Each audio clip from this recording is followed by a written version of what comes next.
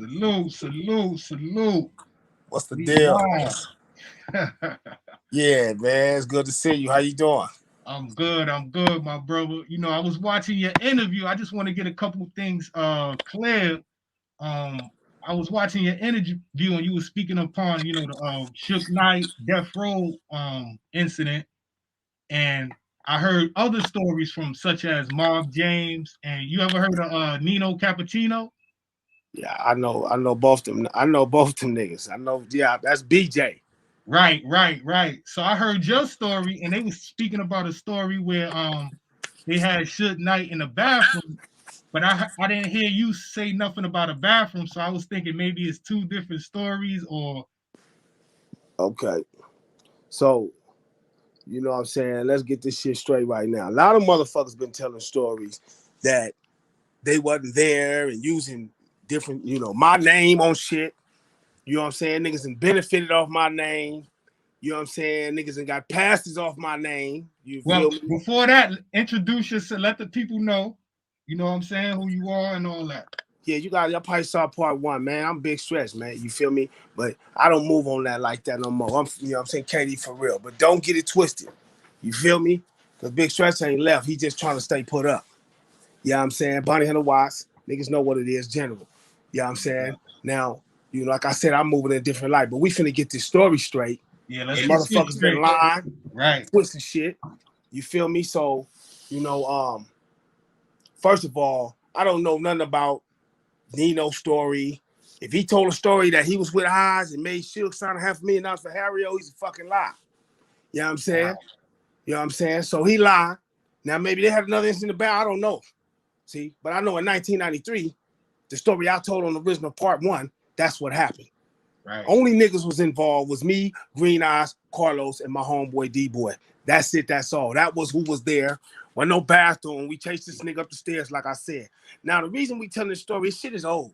Right. And I don't really give a shit about it. You feel Right. me? But since you had asked me about how Suge was back then, we had to go ahead and get some shit straight.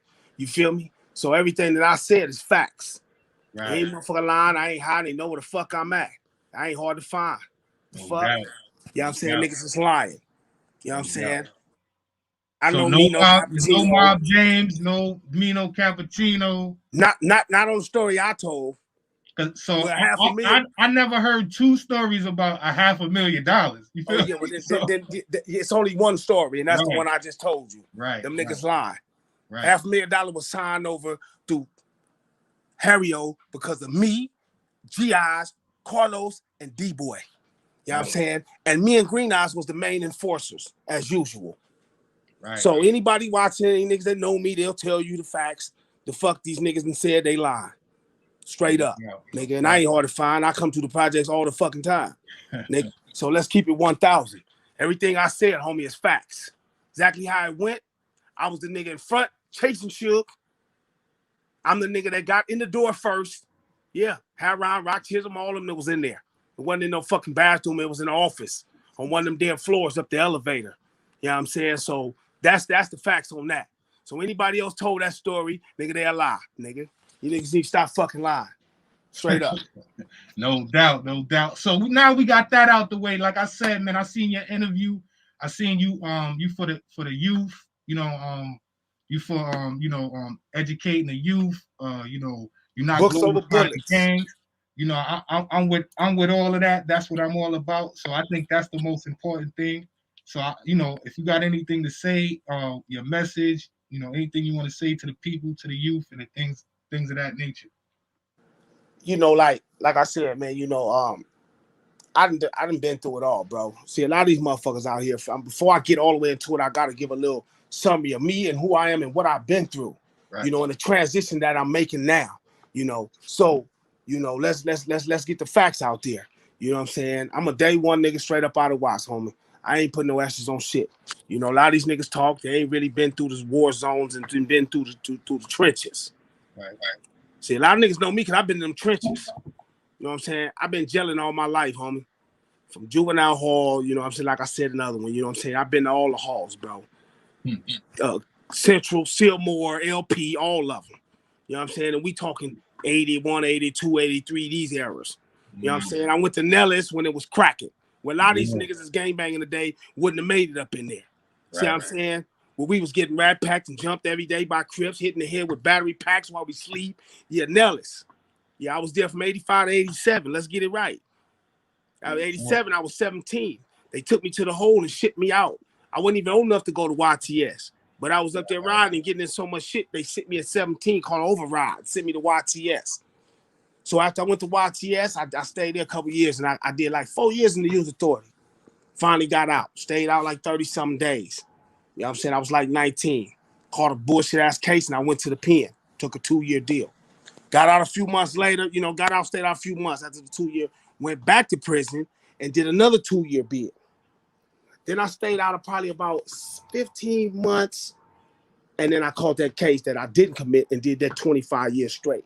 So I've been gelling all my life, big dog. You know what I'm saying? So a lot of these niggas talk.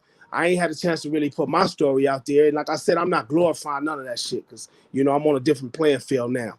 But don't get it fucked up. But I'm going to speak the real. You know what I'm saying? I walked all them prisons like I told you before. High Desert 180, level 4. You know what I'm saying? Got keys on the yard. So a lot of these niggas, they come to prison, they wouldn't even be a name. Niggas wouldn't, they just gonna fall up under the car. See what I'm saying? Calipatra level 4. You know what I'm saying? And I'm on the yard, I say so. Not just for the home, you know what I'm saying? The whole Damu I'm speaking. I'm not the only one, but I was one of those guys. Do you hear what I'm saying? Right. So a lot of these niggas be talking and all the shit. You know what I'm saying? I've been with all the bullshit. I done did it all, bro. I done, like I said before, I've been stabbed, shot. I done shot niggas that shot me, all that. But I'm not glorifying none of that. You know what I'm saying? Like I said, but I'm gonna speak facts. A lot of these niggas been getting credit off shit that I done did, credit off my name. You know what I'm saying? And they think that I'm just on this type of shit, and that ain't what I'm on no more. So let's talk about the youth. You know what I'm saying? When I walk these prison systems, you know what I'm saying? It's actually. See, a lot of them don't understand that our cognitive thinking, when we raised in the black communities, our parents don't know what to teach us, like I was saying before. Right. So the streets teach us. My daddy was hard on me. Used to fuck me up with my ass. Actually, my daddy and mother was there. They pushed me to the streets as a young nigga. And then once you become so involved, it becomes almost systematic, like routine. And then when you don't have nobody guiding you and have a sense of direction, then you don't know where you headed. You don't know the decisions that you're making. Now they say, right from wrong, but who's right from wrong? You see what I'm saying? Because when we grew up in these ghettos and whatever you want to call it, sometimes when we grew up in these areas like this, there's nobody teaching us cognitive thinking. And then what we see is what we fall into because it's all, right from wrong and shit. Everybody around us doing wrong. Then if that's the case, you only see one or two motherfuckers doing right. Yeah. So we don't look at a right from wrong the way that some people may. Now I understand right from wrong just hurting somebody. We're not talking, but we're talking about this lifestyle. Right. You know what I'm saying? Because it's a culture. You know what I'm saying? And this is what goes on in our neighborhoods. You feel me? So they say, well, you had a choice and all that. What choices can you speak for somebody else when you not lived and worked and walked in their shoes? When you living in a house where the mother's on crack, you know what I'm saying? There's no father around in the home. She got 3-4 boys, 10, 11 years old. How do you expect cognitive thinking to be thinking? They're thinking about eating and surviving. Right. So this is the life. So a lot of people on the outside look in and they run their mouth, but they really don't understand what it's like to walk in these shoes of living in South Central LA, Compton, Watts, Inglewood, San Diego areas. You know what I'm saying? The areas in the Bay Area that's just similar. Right. And all over the world in the ghettos. Yeah. You see what I'm saying? So until you walked in them shoes, you really can't pass judgment, homie.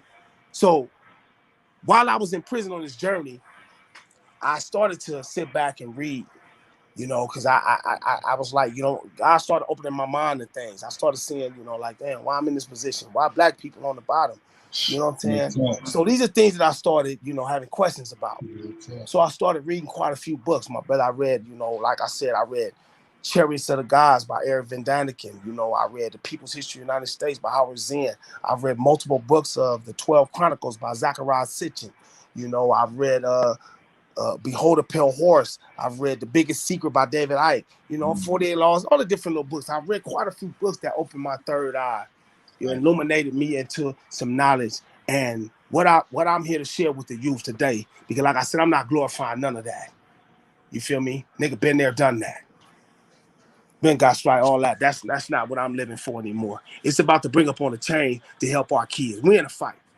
So when I was in prison on this 25 and before I left, I got crib niggas I love that love me like I'm from their hood. So when I left the yards, you know, because I was one of the only few bloods that can walk all in other crib hoods and kick it. You know, I should go kick it in all of them. You know, my nigga Lumberjack and them from the coast, duck down. I go chill with all of them. And they go over here with the gangsters with Big Duke and Syke. And I can go over here with, you know, vice. I got partners, man. And they loved me because of my demeanor and what I was representing. And the black on black crime had changed. That mentality, you know what I'm saying? Only defending self. So what I say about reading these books, I started understanding some things and how we need to start raising our children so we can bring upon a change. You feel what I'm saying? And see, a lot of us don't understand this because we've been indoctrinated with these imperialistic ways for so long that it's hard to break the chain because everybody has their own belief system now. Right. When nobody's really focusing on that, we need to unify and we need to start teaching our children the true facts of life. Amen. The black children. Amen. You know, the things that our ancestors went through, the transition to why we're going through what we're going through today. Right. Right. See, we allow our kids to go to these public schools, and which brings upon these indoctrinations. So, I mean, come on, let's be 100.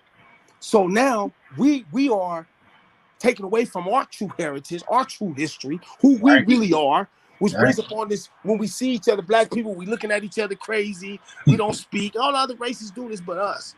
Right. You know, we treat each other like, you know, like shit. We step on each other, we hate on each other, we not trying to uplift each other. Right. So my message is how we need to start raising our kids so we can bring a change for them. You feel what I'm saying? And they have to be, we have to have a understanding for our kids that they have to get in a position of power. So we have to teach them these things. You can't just tell them, do right, don't do wrong. That doesn't work. Right. You have to sit down and break it down. Break it down.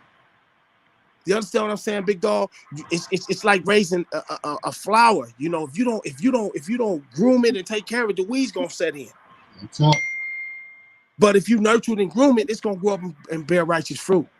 So it's just when I'm teaching our children. So now I gotta say something to the young brothers because you know we having these kids. See, it's a disassociation between the black women and the niggas in the ghettos. You see, because none of this is being taught within our homes. Right. We're not taught love and love our sisters and love our brothers. We're not taught unity. I'm with you. You know, you saying what I be saying all the time, my brother. All the time. And then the thing is that you have everybody. So I mean, these white folks in the government can tell you anything, man. And we line up, we raise our hand, we obey it off the top. This is how so far we go. We don't even have our own right mind and our own right thinking. We've been conditioned this way, bro. It's almost like it's been passed on genetically. You see what I'm saying? Because it's the parenting and the parenting. You know, our parents is not their fault because they didn't understand. Right. How this was done. It was diabolically. It was done this way, bro. So we know now. We know now, and now it's up to us to be able to try to spread the word and make that change, bro. So I feel like we need to teach our kids to love each other. Right. Love your neighbor, that's your brother and your sister, your real brother and your sister. You feel me? This is the only way we can make a stand as black people and uplift each other and be able to make a difference in this world. Is the time that we unify. Right. You understand what I'm saying? So this is what we need to do. So the sound went out. Because it's a lawyer calling me. This is real important. So how do I work this? Can you hear me? Yeah, I hear you now. Yeah. Okay.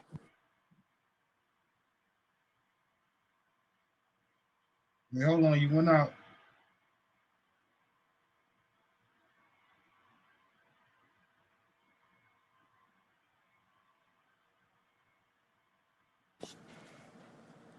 We still on, big dog? Yeah, you on now. Yeah. I apologize. You know, that was this lawyer. You know what I'm saying? You know, some things going on. So, you know, when it comes to parenting and teaching our children, we have to know that we're teaching them the right things. We can't just tell them, do right, do as I tell you. I mean, you know, as I say, not as I do. You feel me? Go to school, get an education. That's basic. And that is what's leading us astray. Right. We have to sit down and tell our children, you're going to face these obstacles in this world. You're black. You're up against it. We're in a war. Right. You have to get education. You have to get education because this is what you can bring upon a change if you get the education, the right education. See what I'm saying? And we have to get these children to understand that we need to get them in a position of power. See? Well, how would you go about like homeschooling, you think? Most definitely, but the problem is most of our blacks in the community don't know. You got to look, bro. You got children raising children. Right. So they don't know what to teach them. We need a voice that's out there constantly. They say it takes a village to raise one. It's more than that, bro, now. We're being slaughtered. We're killing ourselves. They dropping stuff on us. They using us as guinea pigs. They mass incarcerating us. Right. And then on top of that, we're killing ourselves. So it comes to a point to where it's like, I'm not saying keep pointing the finger. We know where the blame starts, but it's up to us to bring upon a change. And to bring upon a change, bro, we have to start bringing in these schools and start teaching our children our true history, teaching them love, teaching them black love. Right. Because we are the true descendants of earth. We are the true descendants of God. We are the ones that rightfully here are the kings and queens on earth. But we have not taken our true place because we've been misled, misguided. We've been hoodwinked. We've been bamboozled. And we won't wake the fuck up. That's true. That's true.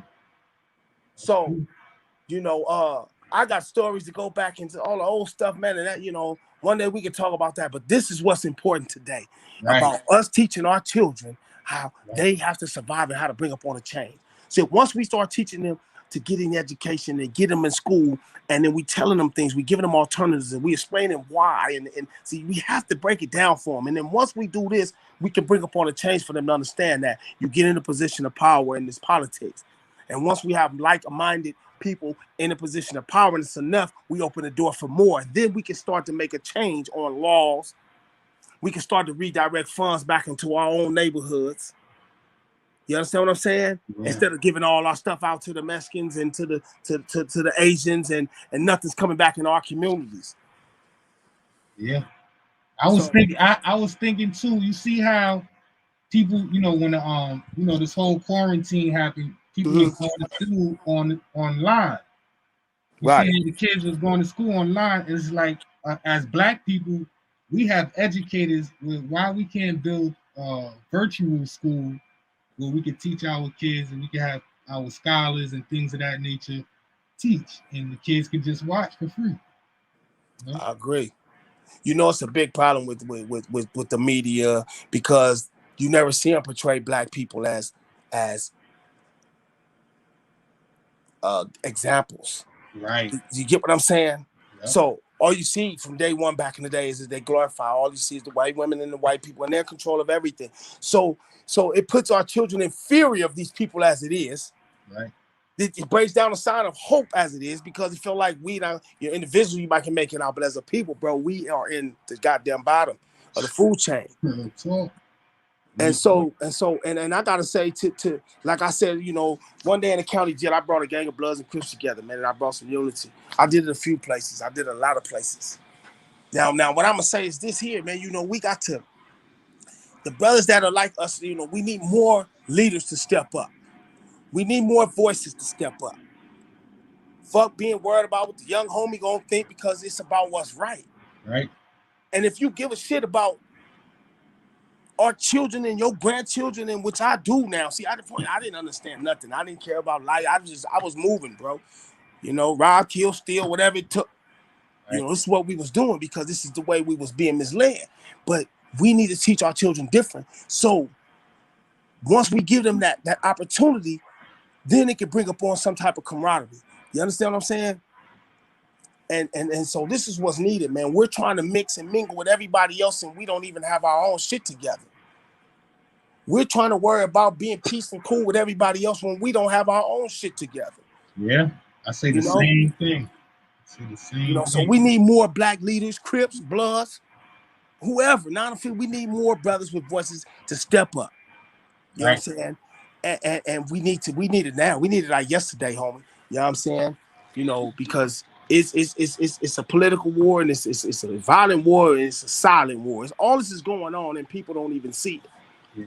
You feel me? We've been so conditioned to think a certain way that when you not to even think outside the norms, the social norms. You feel me? You got our own people's policing our own people's. You feel me?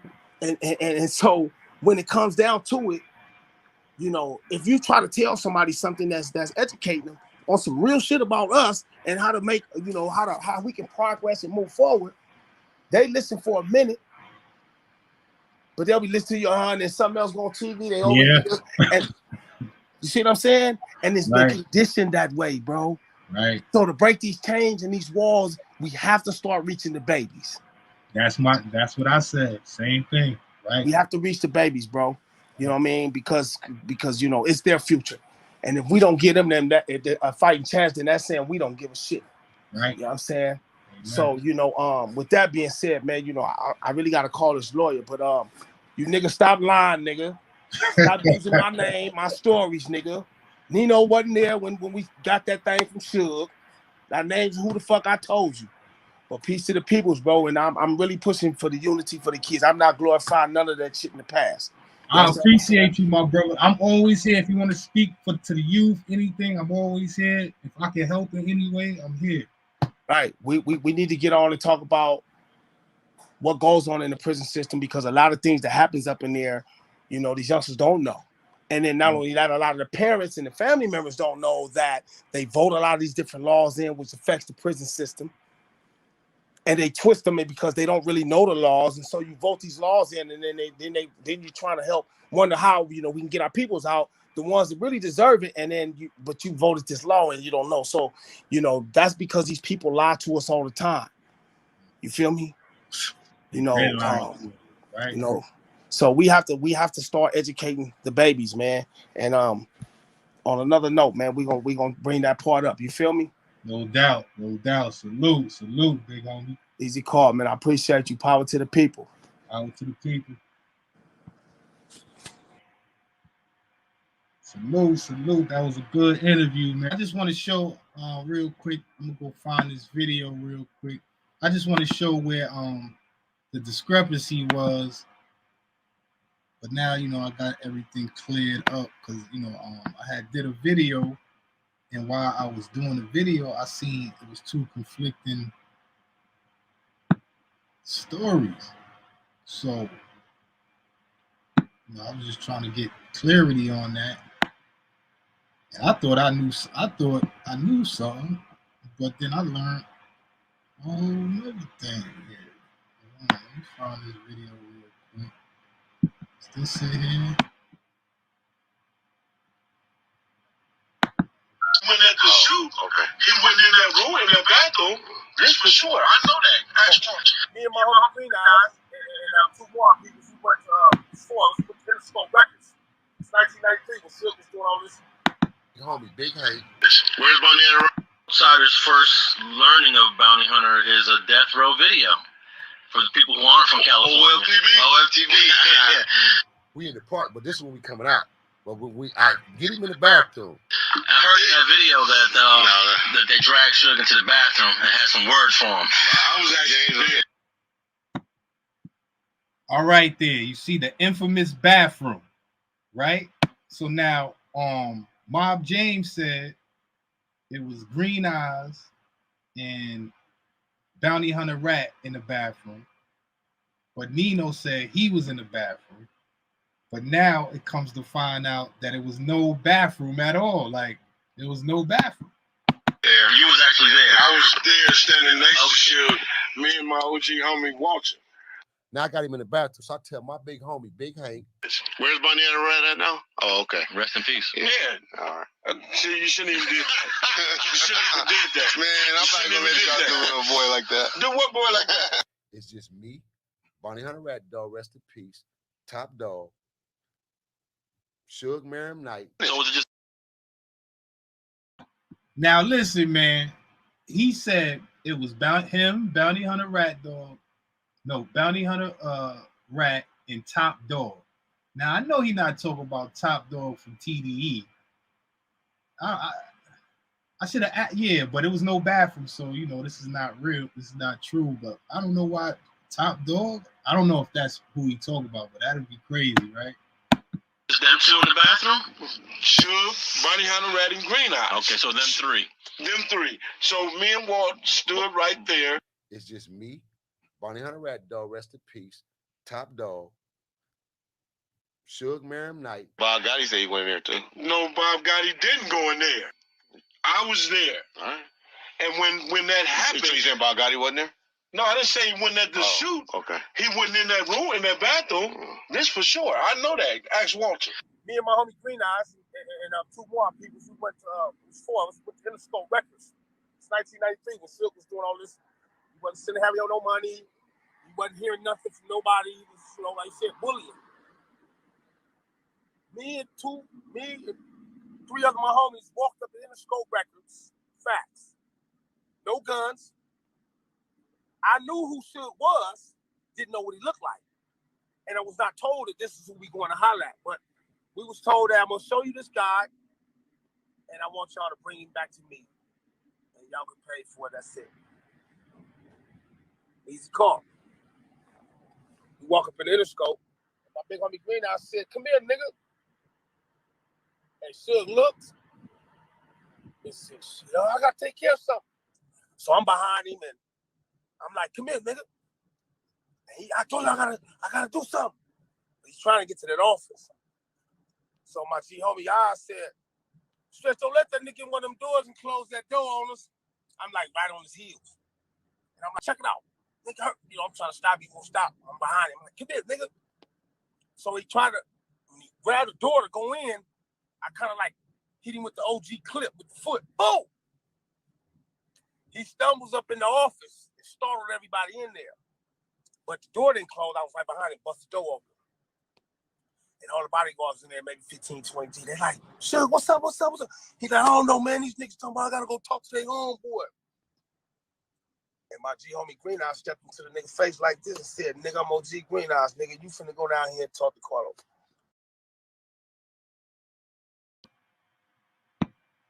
Yeah, man. So